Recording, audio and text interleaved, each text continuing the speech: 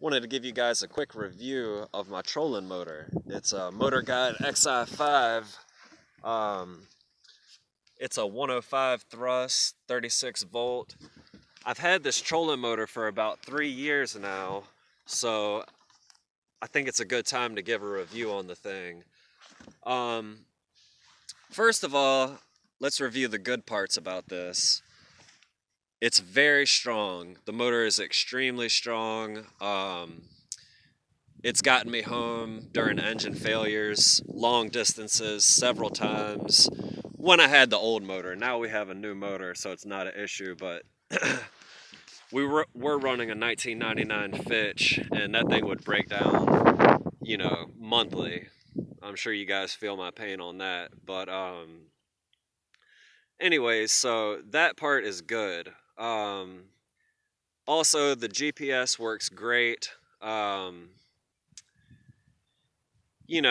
features on the remote are cool and everything. If you do have a remote, make sure you put some kind of float on it, because I lost mine the first day I had this trolling motor.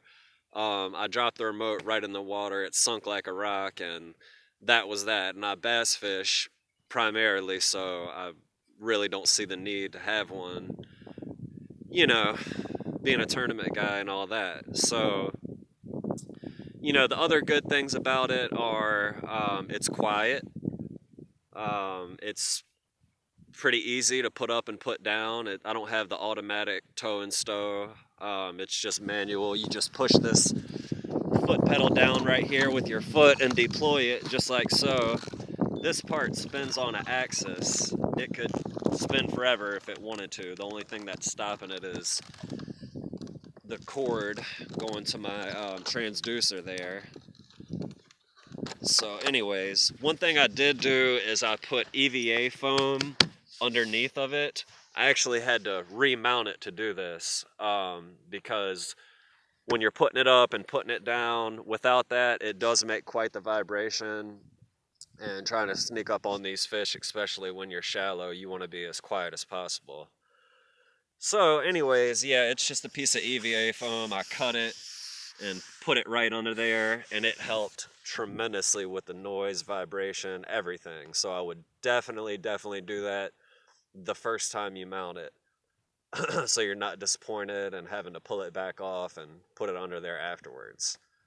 Other good things, well, I guess that's about it on the good side. Now, here we go with the bad side, right? Like there always is with marine products. The foot pedal. All right, this foot pedal is an absolute nightmare. This is the third one I've bought. I've had 2 others fail. There's springs that rock it up and down, and I had springs crack and break. I actually put softer springs in because that's all I could find. They wouldn't sell me any. I had to,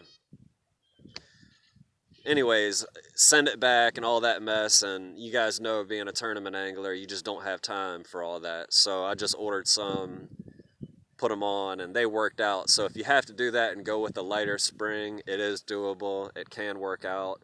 The other problems I had was when I got this, and it was the first model I got, the first model foot pedal with the original trolling motor purchase. The batteries needed to be changed like once a week or once every 2 weeks when you're fishing a lot. And you guys know AA batteries are expensive. And you're out there on the water in the heat of the moment.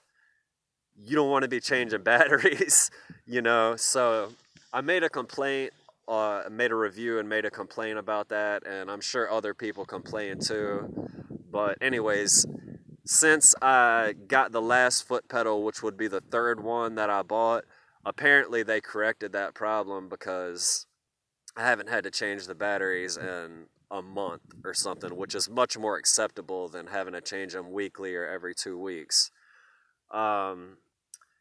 Also, I had a circuit board fail, which is in this compartment right here. There's really not a lot to this thing. It seems very complex, But all it is a circuit board in here, a GPS receiver. You've got your motor that turns right here. You've got your control head up here, which sends power down to your big motor. You know, there's not a lot to the thing, you know, like you would think. But anyways, I had to put a control board on it. I did it myself because it was just out of warranty. One thing, if you do have to do that, your foot pedal will not link up like it's supposed to. You're supposed to be able to hold down your anchor button and hold down your prop, your on and off your propeller button, and it's supposed to sync right to any trolling motor. Well, when I put the new board on, it wouldn't sync up, and I'm like, what the heck is going on, right? So I think that's just something Motorguide does, so you'll have to take it up there to get it fixed or whatever. But what I did was I put the trolling motor in the down position like so, with it unplugged, and I plugged it back in, and it automatically synced up to the foot pedal. So little tip there if you have to go through that. One thing with this model too that I don't like is this part that hangs down right here. As you can see, it's kind of an inconvenience when you're loading and unloading. I have to do it by hand now instead of just dumping the boat off the trailer like most people do, and then you, of course, run your outboard motor to pull you off the back. Well, this thing comes within about an inch or less of my roller, so I can't do that. It's just too risky. You know, this is plastic. Well, it would be this side over here. This is plastic, and